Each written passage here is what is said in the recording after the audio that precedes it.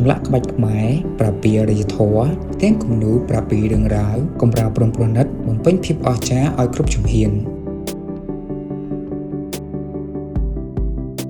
ចម្លាក់ក្បាច់ខ្មែរនិងទាំងគំនូរដែលជាស្នាដៃបង្កប់នៅព្រលឹងវប្បធម៌ភាពរុងរឿងរបស់ជាតិខ្មែរនៅពេលដែលសិល្បៈបុរាណជួបជាមួយនឹងកំរាលព្រំប្រណិតដែលបង្កើតបាននូវលំហដ៏ថ្លៃថ្នូរសម្បូរដោយអត្ថន័យនិងភាពសិរីមង្គលស័ក្តិសមសម្រាប់ពិធីអាពាហ៍ពិពាហ៍ដ៏អស្ចារ្យ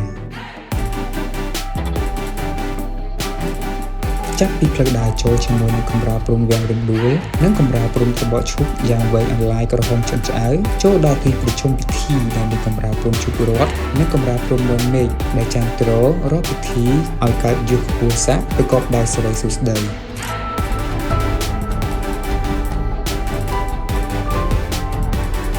ភាពផ្សំនៃការតែងលម្អទាំងឡាយទាំងពួងនេះបានបង្ហាញនិងឆ្លុះបញ្ចាំងលើសពីកិច្ចការសិល្បៈបុរាណទូទៅប៉ុន្តែក៏បានបង្ហាញពីកេរមរតកអរូបីដែលជារបៀបវិធីរស់នៅនៃបុព្វបុរសខ្មែរដែលពោរពេញទៅដោយសិលធម៌ភាពច្នៃប្រឌិតយ៉ាងឧត្តមសម្បូរតរៀងមក